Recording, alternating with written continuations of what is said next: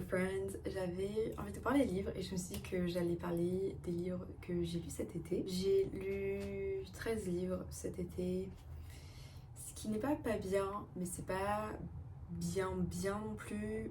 Mais bon, it is what it is, like the summer's done anyway. Je reprends les cours demain et il pleut aujourd'hui. Le tout premier livre que j'ai lu cet été, j'ai pris beaucoup de temps à le lire. Je pense que j'ai pris presque 2 mois à le lire. C'est Stoner de John Williams. C'est un livre que j'avais découvert, je ne sais plus trop où, mais j'avais envie de le lire puisque j'avais lu une review qui le décrivait comme A Little Life, mais un peu plus academia. Ça fait très longtemps que j'avais vu cette review et c'est un peu resté dans un coin de ma tête et je me suis toujours dit que je voulais le lire parce que j'étais très curieuse vu que j'aime beaucoup A Little Life. Et je dirais que j'ai bien aimé, mais c'est vrai que pour moi c'était un peu trop, comment dire en français, genre quiet. Il se passait pas grand chose et j'ai un peu de mal avec les livres qui sont comme ça.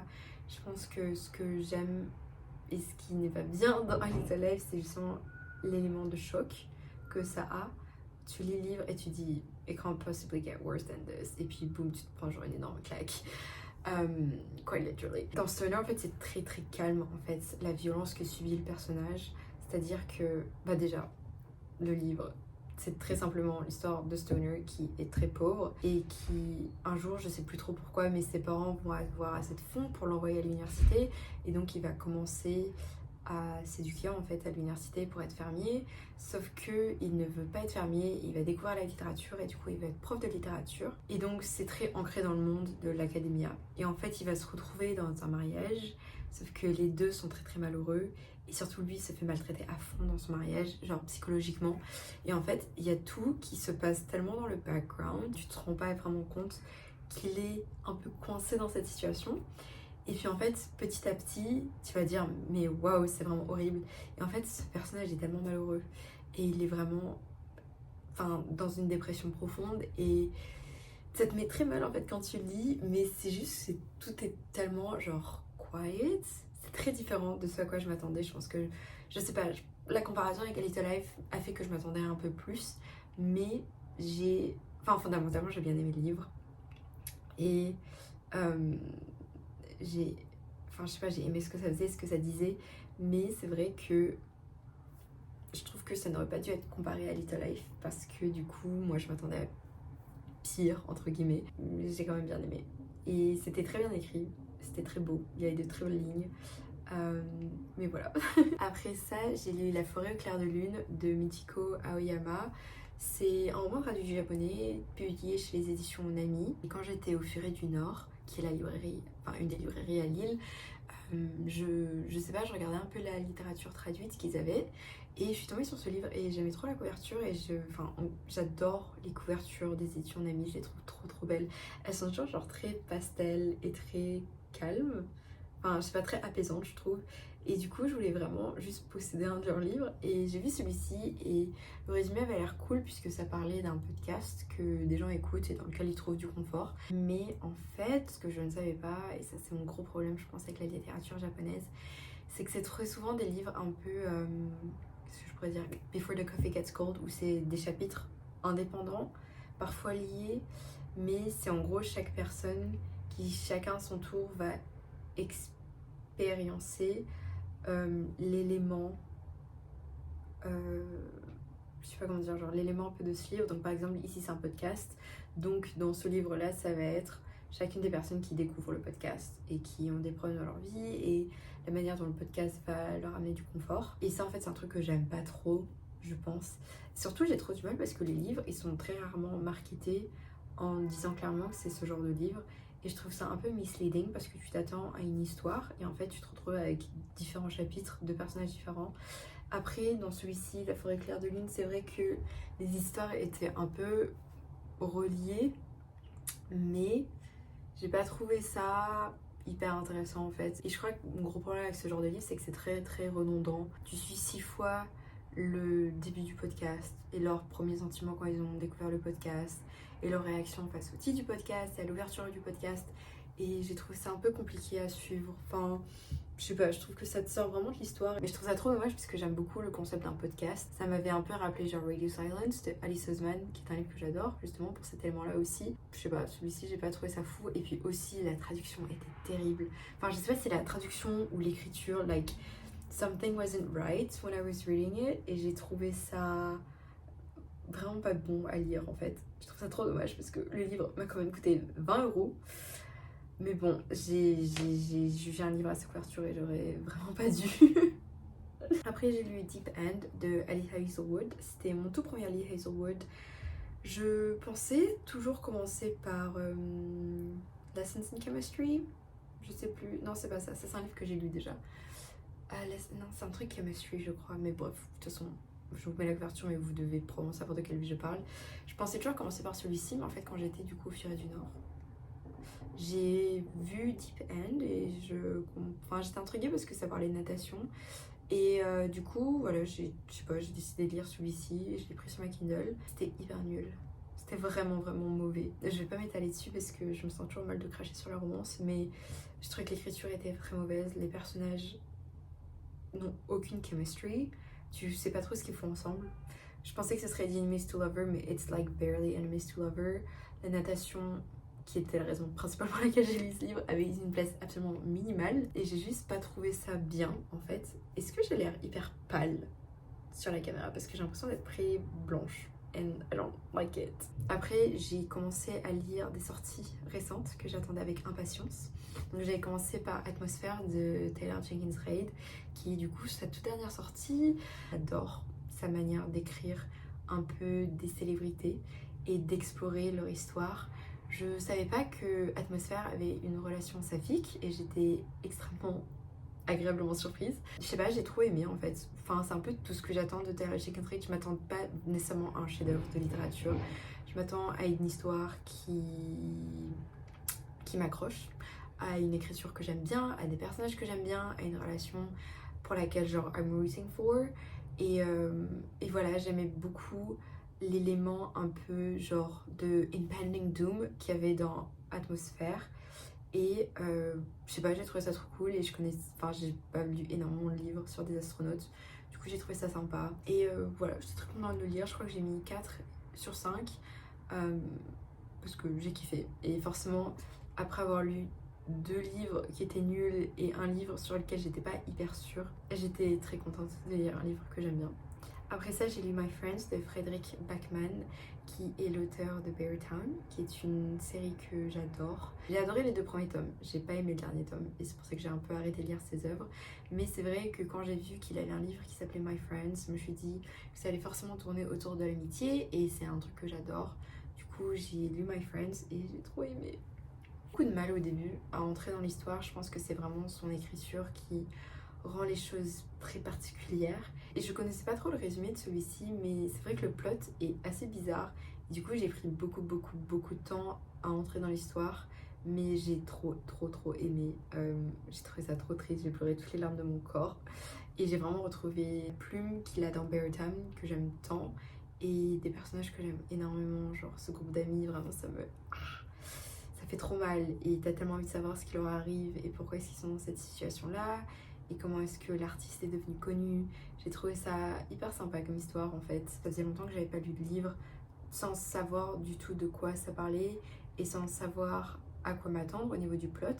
Et donc j'ai trouvé ça très sympa. Après, pour rester dans ma veine de nouvelles sorties que j'attendais, j'ai lu Compound Fracture de Andrew Joseph White plutôt. C'est son 3e roman, YA. J'ai lu les 2 précédents que j'ai adorés. Je pense que mon préféré, ça reste son tout premier qui est Hell Followed With Us, que je trouve absolument incroyable. Et j'arrête pas de le dire, mais si ça c'était un roman adulte avec genre 100 ou 200 pages de plus, ça aurait genre été insane. Fracture Compound, c'est un roman qui est tellement ancré en fait dans l'Amérique profonde. J'ai eu vraiment de mal avec ça, je sais pas, j'aime pas nécessairement l'Amérique en tant que thème puisque c'est pas un truc qui m'intéresse et je sais pas. Là, en l'occurrence, c'est vrai que j'ai découvert un aspect différent de l'Amérique que je connaissais pas du tout. Je savais pas ce que c'était, genre les Appalachians. Et du coup, j'ai dû googler pour voir ce que ça voulait dire. C'est vrai que j'ai aimé un peu les éléments d'horreur de ce livre. J'ai trouvé ça très intéressant. C'est un livre qui te révolte comme ces deux romans précédents le sont aussi. Genre, ça te donne envie juste d'aller manifester et de défendre tes droits. Et je trouve que c'est vachement cool et je trouve que c'est tellement important que la littérature YA d'aujourd'hui ait des romans comme ça pour inspirer un peu la jeunesse. Mais ouais. Après ça, j'ai lu L'Or de l'étoile de Clarice Lispector. J'ai acheté celui-ci parce que c'était le seul qu'ils avaient au Furet et je pense que je n'aurais pas dû commencer par celui-ci pour découvrir Clarice Lispector. J'ai pas aimé. J'ai pas accroché à l'histoire. Je me sentais tellement détachée en fait de tout. Genre du narrateur, de l'objet principal de l'histoire qui est la femme dont le narrateur parle. Mais du coup, je sais pas si c'est parce que c'est le dernier roman de l'autrice. Et peut-être que j'aurais dû commencer par un de ses autres livres. Mais ouais, je suis vraiment déçue parce que c'est mon tout premier Lispector et j'ai pas aimé alors que ça fait longtemps que je vais la découvrir et puis surtout récemment, on en entend toujours parler et je m'attendais à un truc vraiment fou et je sais pas, j'ai été déçue et je suis trop triste parce que je voulais vraiment aimer. Après ça, j'ai lu The New Soul Park Jelly Massacre de Cho Yun. Même histoire que le roman japonais dont je parlais un peu plus tôt, mais c'est en fait différents chapitres où tu suis un personnage différent à chaque chapitre et tu suis leur expérience du Jelly Massacre, qui est cet événement qui se passe dans un parc d'attractions où en gros les gens commencent à manger des bonbons et se transforment en gelée. J'ai acheté ce livre à Séoul et je l'avais acheté pour sa couverture et je trouvais ça cool d'acheter un livre qui se passe à Séoul quand j'étais à Séoul. Bref, j'ai bien aimé ce livre, j'ai trouvé très fun à lire en fait. Je pensais que j'allais avoir un blocage par rapport au fait que justement chaque chapitre était d'un point de vue différent. Mais en fait, il y a vraiment des liens qui se tissent entre chacun des chapitres que j'ai trouvé très fun à découvrir. Les points de vue étaient tellement différents. À un moment donné, t'as le point de vue d'un chat, t'as le point de vue d'un CEO qui est genre fait partie d'un culte. Je pense que ce serait dur de recommander ce livre puisque je pense pas que ça plairait à tout le monde tellement c'est étrange dans ce sens-là. Mais it was just a fun time. I don't know what to say. Après ça, j'étais dans un mood rom-com. En fait, j'ai commencé un livre à ce moment-là que je vais terminer beaucoup plus tard, mais qui est Toward Eternity de Anton Heur. Je vais parler de ce livre plus tard puisque je l'ai terminé, mais c'est un livre qui m'a pris énormément de temps à lire et sur lequel j'ai dû beaucoup réfléchir et me concentrer. Et en fait, du coup, je n'arrêtais pas de mettre ce livre de côté et à la place, je lisais des livres qui étaient genre ouais, romance, des trucs un peu moins prise de tête. Mais c'est pour ça que j'ai lu And They Were Roommates de Paige Powers. C'est un livre que j'ai découvert, je crois, sur Goodreads, qui devait être dans mes recommandations. Ça joue du coup sur le trope dans les fanfics, qui est le And Then They Were Roommates, où deux personnages se détestent et sont obligés de partager une chambre. Et il y a une romance qui commence comme ça. Et c'est un truc que j'aime beaucoup dans les fanfics, je trouve ça très fun. Et du coup, j'étais très curieuse de voir qu'il y avait un livre qui allait sortir. Et du coup, j'attendais avec impatience la sortie de ce livre et je l'ai lu. Et j'ai trouvé ça très fun. Dans ce livre, en fait, le personnage principal est trans. Et donc, du coup, quand il était, je crois, en primaire, il avait un crush sur ce mec. Et ça s'est mal passé. Et du coup, maintenant, ils se détestent, tout simplement. Et en fait, quand il rejoint un pensionnat, il va se retrouver à devoir partager la même chambre que cette personne sur laquelle il avait un crush auparavant. Et du coup, il a extrêmement peur que la personne le reconnaisse. Mais en fait, il ne veut pas le reconnaître. Et du coup, il y a un peu ce truc où c'est genre identité cachée, et puis c'est un peu genre enemies to lover. Il y a aussi cet élément où ils font travailler sur le même projet ensemble. C'est un peu genre Cyrano de Bergerac. Je sais pas, j'ai trouvé ça très fun pour ce que c'est. Il y a beaucoup de inconsistencies dans le livre. Il y a beaucoup de choses qui font pas de sens, mais c'est tellement fun. C'est un peu voyez romance, donc je m'attendais pas à un truc transcendant et j'ai trouvé ça très kiki à lire. Mais ouais, it was a good time. Je pense que c'est un peu ce que j'attendais d'un livre qui se base autour d'un trope de fanfic, to be fair. Après ça, j'étais dans un mood encore romance et j'ai lu Beach Read de Emily Henry. Je pense que je ne présente plus. C'était, je pense, le dernier Emily Henry qui me reste à lire. Je suis pas fan de ces livres. Je les lis quand j'ai genre un craving de romance, vu que je sais que c'est une romance de qualité, entre guillemets, vu qu'il y a tellement de personnes qui l'aiment. Mais c'est vrai que Beach Read, c'est son roman qui l'a rendu connu. Et c'est son roman le plus populaire. Et j'avais toujours pas lu, du coup je me suis dit qu'il serait temps de le lire. C'est pas mon préféré. Dans mes souvenirs, en fait j'avais pas relu le résumé, mais dans mes souvenirs il me semblait que c'était un Enemies to Lover. Et il me semblait qu'en fait c'était deux personnes qui participaient à un concours d'écriture. Et je pensais que justement c'est pour ça qu'ils étaient enemies, parce qu'ils participaient au même concours. Mais en fait c'est pas du tout ça. Et j'étais un peu déçue dans ce sens-là, puisque je pense que ça aurait été très cool comme histoire. Et je sais pas, j'ai pas accroché au personnage, j'ai trouvé que leur relation était vraiment pas fou. Et c'était pas du tout un enemies to lovers, vu qu'ils se connaissaient d'avant. Et qu'en fait, ils avaient littéralement tous les deux déjà un crush l'un sur l'autre. Et donc en fait, de se retrouver des années après, ça n'a fait que raviver cette flamme qu'ils avaient entre eux. Et ça n'a pas du tout, enfin, je sais pas, il n'y avait pas de enemies quoi, c'était directement two lovers and I found it really boring. Après je sais qu'un élément un peu plus original dans l'histoire, c'est genre les recherches sur le culte et tout ça, j'ai trouvé ça très bizarre. Et je sais pas, j'ai pas... It wasn't for me, mais I was expecting it. Et puis honnêtement c'est pas le pire Emily Henry, enfin elle a écrit des livres qui sont pires que ça. Genre People We Meet on Vacation, un des pires livres que j'ai lu ever. Mais it did its job. Après ça j'ai lu Bourdieu et Eva Balthazar qui est traduit de l'espagnol. J'en ai parlé dans mon vlog précédent, ma vidéo précédente, vu que j'ai passé une vidéo il n'y a pas très longtemps. Mais j'ai adoré Bourdieu, j'ai trouvé ça trop bien comme livre et trop intéressant comme perspective. Ça faisait longtemps que j'avais pas lu de Letfek qui m'intéresse en fait. Et du coup quand je l'ai commencé j'étais un peu perplexe puisque j'accrochais pas nécessairement au style d'écriture qui était très impersonnel. Mais en fait j'ai trouvé ça trop chouette.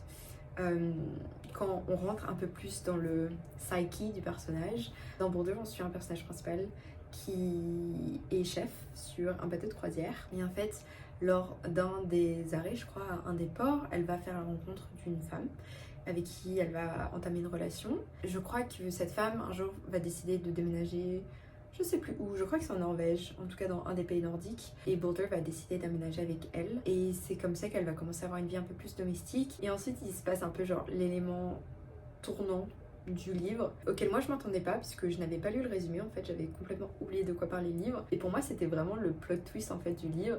Mais quand j'ai relu le résumé plus tard, je me suis rendu compte que c'était écrit dans le résumé. Mais je trouve que c'est sympa quand on ne sait pas de quoi parle le livre. Du coup, je ne vais pas vous le spoiler, mais si vous souhaitez savoir de quoi ça parle, vous pouvez lire le résumé puisque ça vous dira tout.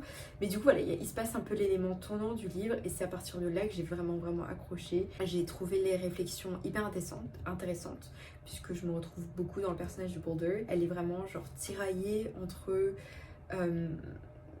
ce qu'elle veut faire et ce qu'elle devrait faire, et entre son amour pour cette femme et la décision que cette femme a prise. J'ai trouvé ça très intéressant et voilà, je l'avais dit dans mon vlog, mais c'est un aspect que moi je n'avais jamais vraiment vu dans la littérature et j'ai trouvé ça très intéressant. Et l'écriture d'Eva Balthazar est sublime, genre elle est trop belle. Et d'ailleurs j'ai dit une bêtise dans mon vlog, mais Boulder je crois que c'est le deuxième tome du triptyque et Mamos c'est justement le premier tome. Mais Elio m'avait dit de commencer par le deuxième tome qui était très bien, du coup c'est ce que j'avais fait. Mais du coup voilà, j'aimerais bien lire Mamos et aussi Permafrost qui je pense ne fait pas partie de ce triptyque mais est son premier livre à avoir été traduit. Je viens de me rendre compte que j'aurais dû fermer la fenêtre et que je ne l'ai pas fait et que potentiellement on entendait absolument tout ce qui se passe dehors et je suis extrêmement désolée, je vais la fermer maintenant. I hope that's slightly better. Je suis vraiment désolée. Après ça, j'ai lu, vous le savez, Mon vrai nom est Elisabeth de Adèle Lyon. J'en ai parlé très en détail dans mon vlog aussi, puisque c'est le livre principal que je lisais dans mon vlog. L'autrice recherche un peu son histoire familiale. Donc sa grand-mère qui était qualifiée de folle et qui a subi une lobotomie. Et donc voilà, c'est un roman qui tourne vraiment autour du trauma familial, de la lobotomie, de la santé mentale à l'époque et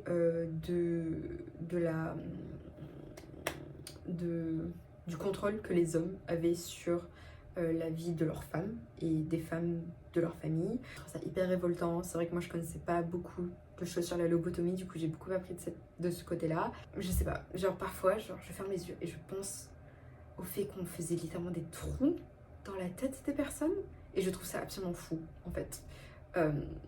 Genre même comme concept même, enfin c'est une folie.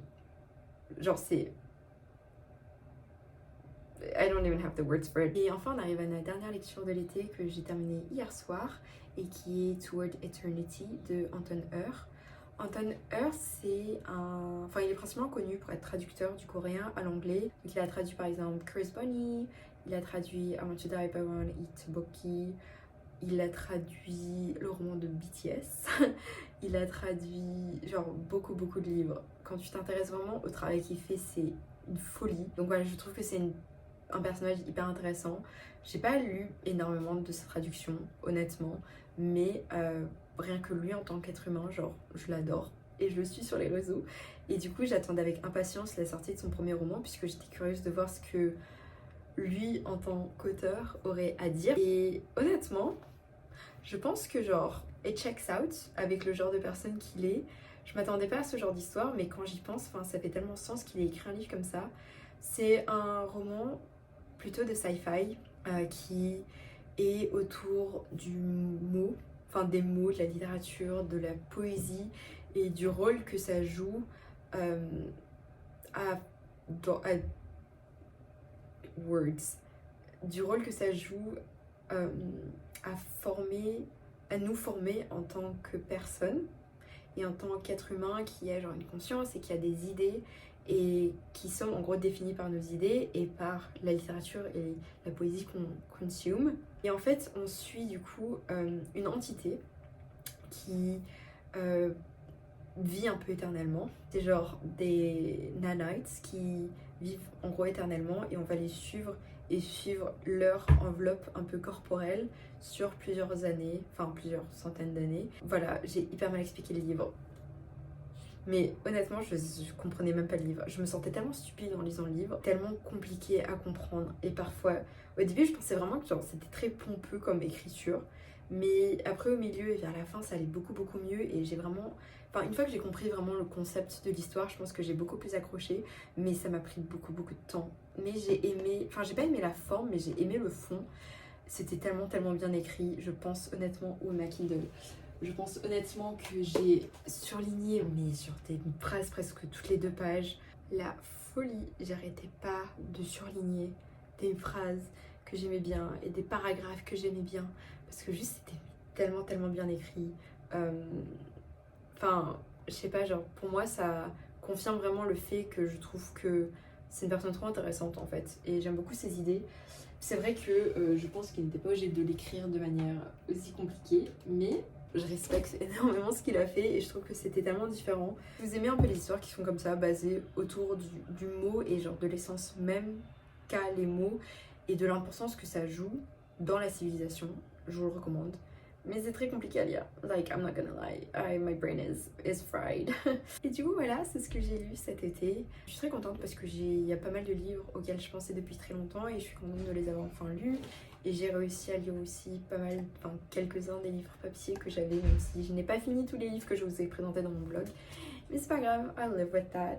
Là, comme je suis de retour à Londres, je vais en profiter pour lire un peu plus des livres papier que j'ai ici, puisque j'en ai encore plein que j'ai pas lus. J'en ai sélectionné 2 hier soir. Je ne sais pas encore lequel est-ce que je lirai, mais voici les 2 que j'ai sortis pour l'instant. On a The Posthumous Memoirs of Bras Cubas de Machado de Assis et The Inugami Curse de Seishi Yokomizo, qui sont de genres très différents. Du coup, je verrai un peu dans quelle vibe je suis. I don't know. Mais voilà, je vous remercie beaucoup d'avoir regardé cette vidéo. Je vous invite à partager les livres qui vous ont plu cet été pour m'inspirer peut-être à découvrir de nouveaux romans. Et je vous dis à très bientôt.